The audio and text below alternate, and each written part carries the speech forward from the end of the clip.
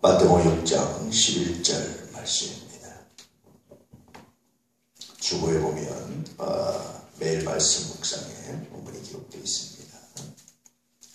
함께 봉독합니다. 오늘 우리에게 일용할 양식을 주시옵고. 어제도 말씀드렸지만 일용할 양식이라는 것은 생존할 양식을 말합니다. 좀 더 구체적으로 말씀드리면 내가 생존할 양식만 있어도 하나님의 나라가 이 땅에 이루어지고 하나님의 뜻이 이 땅 가운데 이루어지는데 내가 최선을 다하겠습니다. 헌신하겠습니다. 그런 뜻입니다. 놀랍지요. 그래서 또 돌아보면 오늘처럼 우리가 배부르게 먹고 사는 이 시대에는 더 많이 무엇하랴 그런 뜻입니다. 북한의 지하교회 성도들 이야기를 간혹 가서 통해서 들어보면 대단해요. 성경을 가지고 다닐 수 없으면 성경을 외워서 찬송가를 외워서 머릿속에 넣어서 부르려고 하고요. 감옥에 갇혀서 이렇게 갇히면 그 독방에 들어가면 3일 찬송 부르고 기도하다 나오고요. 참 대단합니다. 이런 분들한테 이 기도가 정말 여러분 깊이 마음 깊이 새겨질 겁니다. 하나님, 내가 생존할 만한 힘만 있어도, 내가 죽지 않을 힘만 있어도, 내가 오늘 하루 먹고 죽지 않아도 내가 하나님을 찬양합니다. 그래서 아마 이 일용할 양식을 주시었고 이 기도에 가장 깊이 실제적으로 반응하는 사람들이 그 북한의 지하 크리스천들 아닐까 하는 생각이 들죠. 또 초대교회 당시에도 그랬습니다. 핍박을 피해서 광야로 들어갔어요. 핍박을 피해서 광야로 들어간 사람들에 의해서 그 사람들에 의해서 사실 나중에 수도원이 생기게 됩니다. 이 사람들 핍박을 통해서 광야로 들어서 뭘 먹고 살겠어요? 넉넉하게 못 먹습니다. 그런데 그렇게 들어가서 넉넉하게 먹지 못하고 그렇게 배고프고 힘들지만 그들은 뭡니까?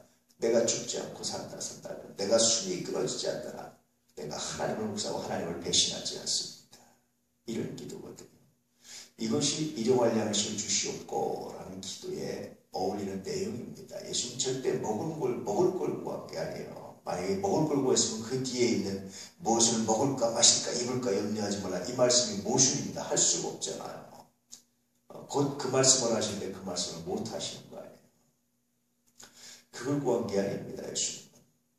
예수님은 하나님을 찬양하고 싶어서 하나님 나라를 사모하고 싶어서 그래서 내가 일용할 양식만 있어도 내가 생존할 양식만 있어도 하나님을 찬양합니다.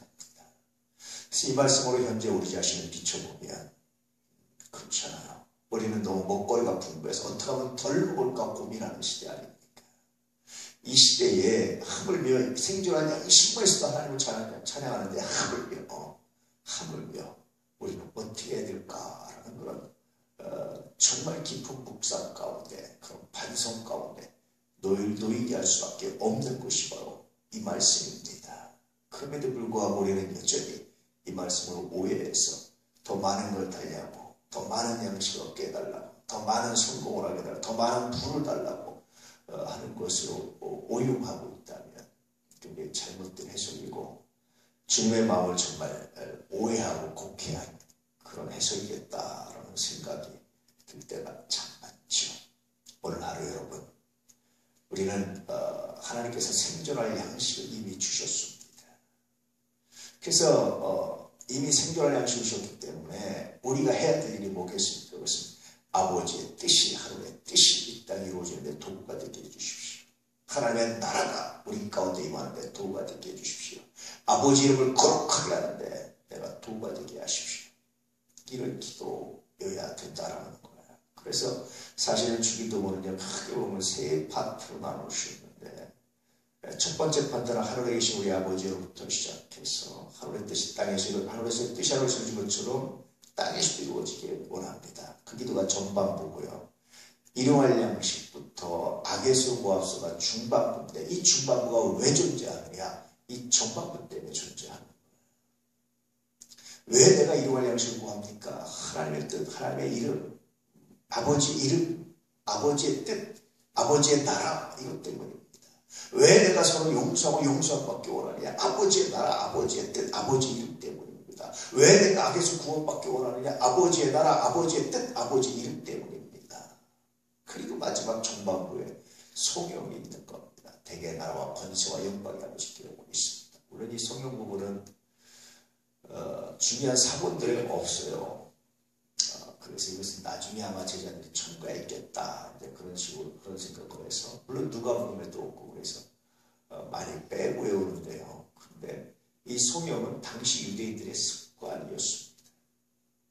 유대인들이 굉장히 중요하게 여기는 기도의 말미에 습관이었어요. 아마 이건요, 예수님께서 굳이 말씀 안 하셔도 이거 다음엔 당연히 예컨대 우리가 기도하면 당연히 아멘 하듯이 이거 한 다음에 당연히 아멘을 듣는 것이 예컨대 기도하면서 하나님 오늘 우리와 함께 하소서 여기까지 끝냈다고 생각해 보세요. 그들은 당연히 뭘 넣습니까? 예수님 이름으로 기도합니다. 아멘 하는 걸 넣잖아요. 당연한 거잖아요.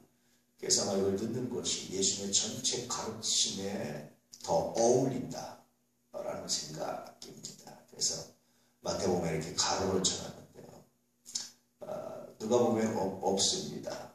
우리나라 성경에 마태복음에만 가로를 쳐놨는데 저는 있는 것이 더 자연스럽다 이렇게 생각해서 마지막인데 그건 왜 있느냐 나중에 또 설교하겠지만 왜냐하면 대개가 이제 왜냐하면 호티들 왜냐하면 하나님의 나라와 권세와 영광이 영원하기 때문이다. 다시 어디로 들어갑니까? 전반부를 반복해 줍니다. 내가 왜 이렇게 기도했냐면 하나님의 나라와 권세와 영광이 영원하기 때문에 정말 놀라운 기도 아닙니까? 사실 그래서 마지막 성령 부분이 있어야 주기도문이 정말 멋들어지게 완성이 됩니다. 우리가 아멘 해야 완성이 되듯이 기도가 어쨌든 그 중에 오늘은 일용할 양식을 주셨고 너 왜 일용할 양식을 구하느냐? 너 왜 생존할 양식만서도 하느냐라고 묻는다면 내가 생존할 양식만서도 하나님을 찾고 하나님의 나라를 하나님의 이름을 하늘 아버지를 부르기 원합니다. 또 실제로 이 말씀이 굉장히 의미 있는 것이 예수님의 가르침의 핵심은 하나님 나라였어요. 회개하라 천국이 가까우니라. 부터 시작해서 하나님 나라였습니다. 하나님의 뜻, 하나님의 이름이 거룩히 받는 것 그것이 하나님 나라인데 그 하나님 나라였어요.